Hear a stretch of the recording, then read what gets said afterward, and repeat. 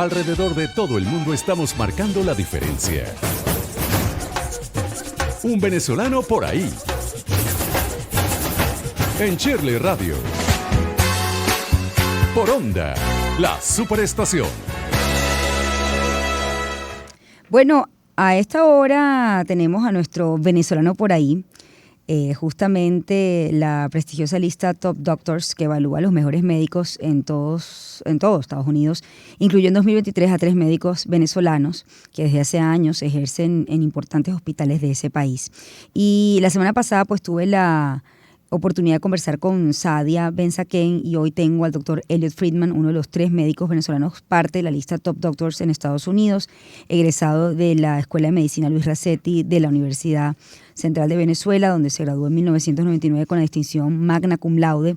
Hizo su internado y residencia en medicina interna en el Centro Médico Suroeste de la Universidad de Texas en Dallas, Texas. Hizo fellowship en la subespecialidad de medicina pulmonar, medicina de cuidados intensivos y medicina de sueño en la Universidad de Pensilvania. Lo tengo con nosotros aquí en nuestra sección. Buenos días y bienvenido, doctor Friedman. Qué gusto conversar con usted esta mañana. Muchas gracias, Shirley. Un gran honor estar en tu programa y compartir contigo y tus oyentes. Por favor. Bueno, hablemos, más allá de este reconocimiento, siempre le pregunto al venezolano que obtiene una distinción como esta, ¿no? Es cómo inició su recorrido en nuestro país y definitivamente las herramientas que obtuvo aquí para luego llegar a estas posiciones destacadas en otras tierras. ¿Cómo fue su caso? Yo soy egresado de la Universidad Central, a la que le debo tanto, a la casa que vence las sombras. En la Universidad Central aprendí que la medicina no solo es un oficio, es una vocación, es un llamado. En la Universidad Central conocí a un montón de otros venezolanos del interior, de la capital. Nos formamos, quizás no con tantos recursos como lo que se cuenta aquí en los Estados Unidos, pero aprendimos que el mayor de los recursos es el recurso humano, es el calor humano. Fui muy afortunado de tener a un mentor que ya no está con nosotros, el doctor Roberto Sánchez León, que me inició en la investigación en el área pulmonaria. Así fue como yo me convertí en un neumonólogo. Y gracias a las investigaciones que hice fue que pude ir a los Estados Unidos a hacer mi posgrado, primero en Dallas y después en Filadelfia, y aquí es donde me he quedado, pues. Ahora, esta pregunta es difícil porque, bueno, lo otorgan otros, pero es parte quizás de la evaluación que ha hecho uno. ¿Por qué cree que fue destacado en esta lista?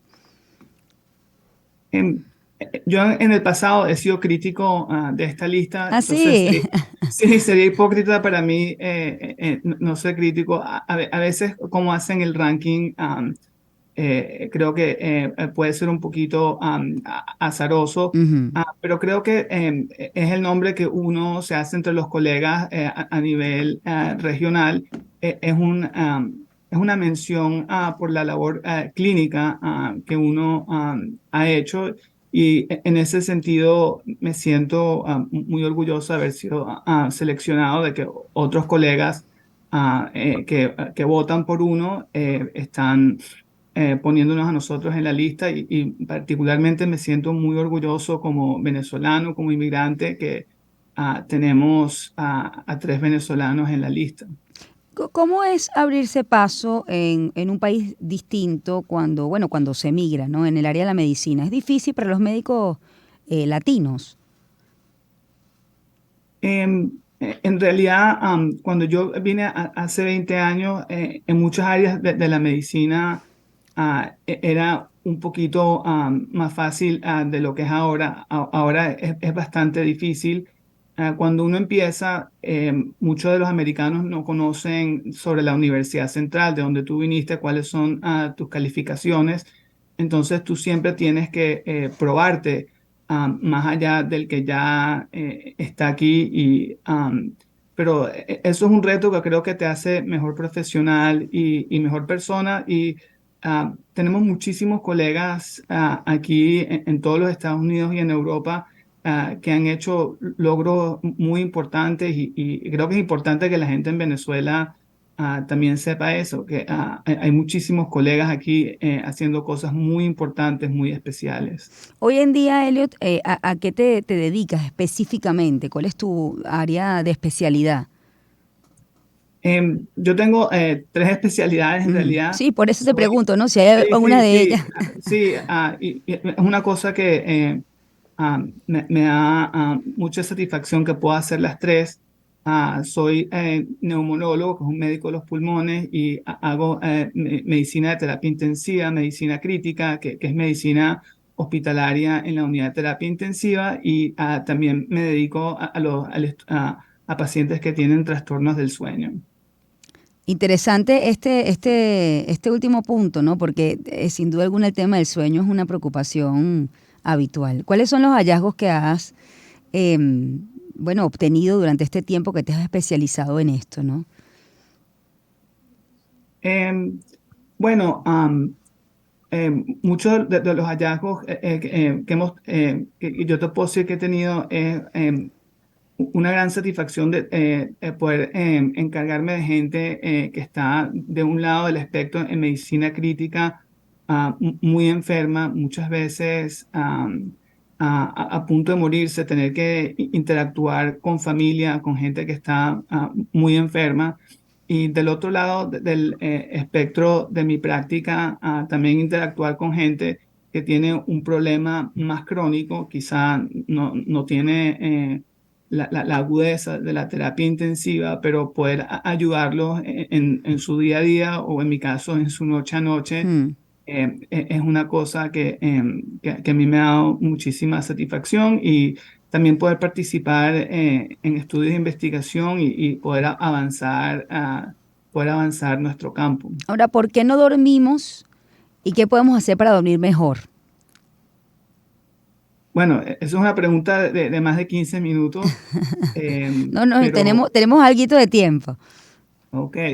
Am, hay dos cosas que creo que son muy importantes. Uno es que no dormimos lo suficiente.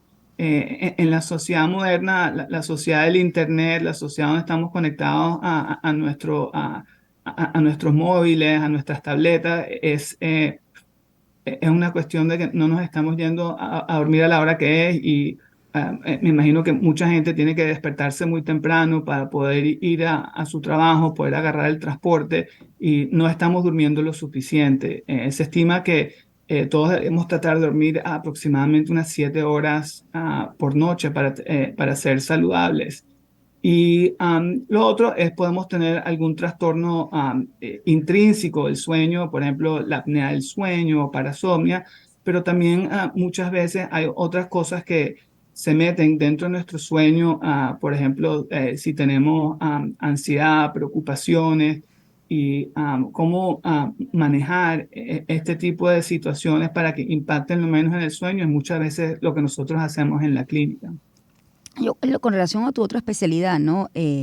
Como estás vinculado a la medicina pulmonar y medicina de cuidados intensivos, con la época del COVID, ¿no? Había una estadística que creo que era muy dura, no la recuerdo, pero paciente que entraba y que se entubaba, la posibilidad de sobrevivencia era muy baja, ¿no? Eso, desde el punto de vista médico y en lo personal, ¿has logrado con tu trabajo quizás disminuir un poco esa tasa? Que es alta, ¿no? Quien entra, se entuba, no sale por lo general. Creo que 10-1 era, ¿no?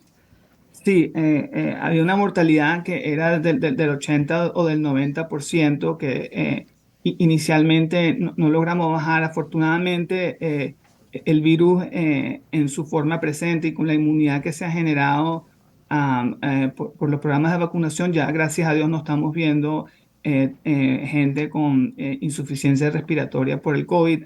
Eso fue una época bastante dura para nosotros atender a tantos pacientes que estaban tan enfermos. Em, Particularmente esta semana pude ver a una mujer joven en sus años 30 con dos niños chiquitos que hubo que ponerla no solamente en un respirador mecánico, intubarla, sino que tuvo que estar en ECMO, que es un pulmón artificial que sobrevivió y está de vuelta en el trabajo, está con sus hijas y verla esta semana con su familia fue una cosa muy especial para Mm. mí. ¿Qué recuerdas de Venezuela y qué extrañas? ¿Cuánto tiempo tienes que no vienes al país? Tengo aproximadamente 10 años 10 que años. no vengo al país. Extraño muchísimas cosas de Venezuela, pero creo que lo que más extraño es la gente, la gente, el calor humano.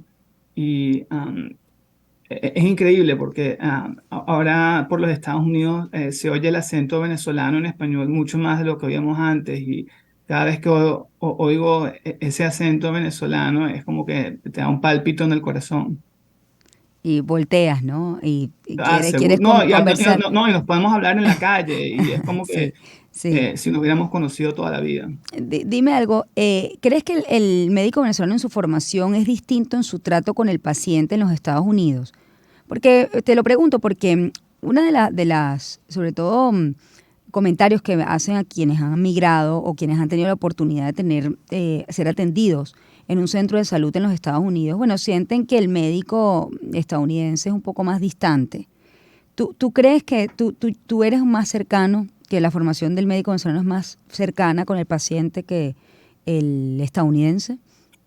Bueno, creo que nuestra cultura es una cultura donde las interacciones personales son más cercanas, pero sí creo que en nuestra formación se inculca mucho eso. Particularmente hoy en día vivimos en una época donde las computadoras son muy avanzadas, hay inteligencia artificial, hay muchísimos estudios que se pueden hacer. Y creo que para muchos la tentación es cortar no tanto la interacción con el paciente, lo cual es un grave error. Y yo sí lo atribuyo mucho a lo que se nos inculcó en la universidad siempre, que es que poder hablar con el paciente, establecer una relación con el paciente, que el paciente realmente confíe, que te puede contar lo que realmente esa persona siente. Muchas veces alguien viene al doctor y dice que tiene esta dolencia o la otra dolencia, pero realmente lo que quieren saber es: oye, por favor, doctor, dígame que lo que le dio mi vecino la semana pasada, el cáncer que le dio mi vecino o el infarto, es que eso no es lo que yo tengo. Y eso jamás lo vas a descubrir si no le dedicas tiempo a hablar con tu Sí. paciente, que él o ella confíe en ti y que te pueda transmitir cuáles realmente son sus temores, qué es lo que ellos piensan sobre lo que les está pasando. Yo tengo que ir despidiendo. Fíjate, me gustaría hablar de la generación de relevo, ¿no? La matrícula en la Universidad Central de Venezuela con respecto a los futuros médicos no es la misma cuando tú estudiaste en el 99 ni en la que estudió, por ejemplo, mi papá, ¿no? Que se graduó en los 70, ¿no? 70, 80. Ha disminuido mucho. Por otra parte, bueno, al igual que Sadia, eres hebreo y es conocido que en nuestra comunidad muchos de los médicos que hoy en día hacen vida, que ya son veteranos, son hebreos, ¿no? Y yo quiero hablar de esa generación de relevo, ¿no? ¿Qué le dirías tú a los médicos venezolanos, a quienes bueno, que tienen la posibilidad de dedicarse o escoger la medicina, que se decantaran por estudiar la carrera en lugar de otra? O sea, creo que la profesión de médico es un llamado, es una vocación y en mi opinión es un verdadero privilegio. El hecho que yo tengo la posibilidad de pararme todas las mañanas y dedicarme a la profesión médica es uno de los regalos más grandes que yo tengo, que he tenido en mi vida. Y a cualquier persona que siente ese llamado por esta vocación, se lo recomendaría. Es un trabajo arduo. Creo que hay otros trabajos arduos también, pero realmente creo que es un gran privilegio y es un gran regalo poder atender y ayudar a gente cada día de tu vida. Te agradezco mucho, Elliot, que te hayas tomado estos minutos para hablar con nosotros. Bueno, te esperamos aquí en Venezuela para que te comas una arepa. ¿Comes arepa en tu casa? Nos encanta, Ah, hasta mis hijos saben hacer arepa. Qué bueno que eso se mantenga en la casa. Te esperamos pronto aquí en nuestro país. Doctor Elliot Friedman, uno de los 3 médicos venezolanos, parte de la lista Top Doctors en Estados Unidos, egresado de la Escuela de Medicina Luis Racetti de la Universidad Central de Venezuela, donde se graduó, por cierto, con una distinción magna cum laude. Gracias, Elliot, por haberme acompañado esta mañana, 8:50. Vamos con ¿qué está sonando hasta ahora en el mundo?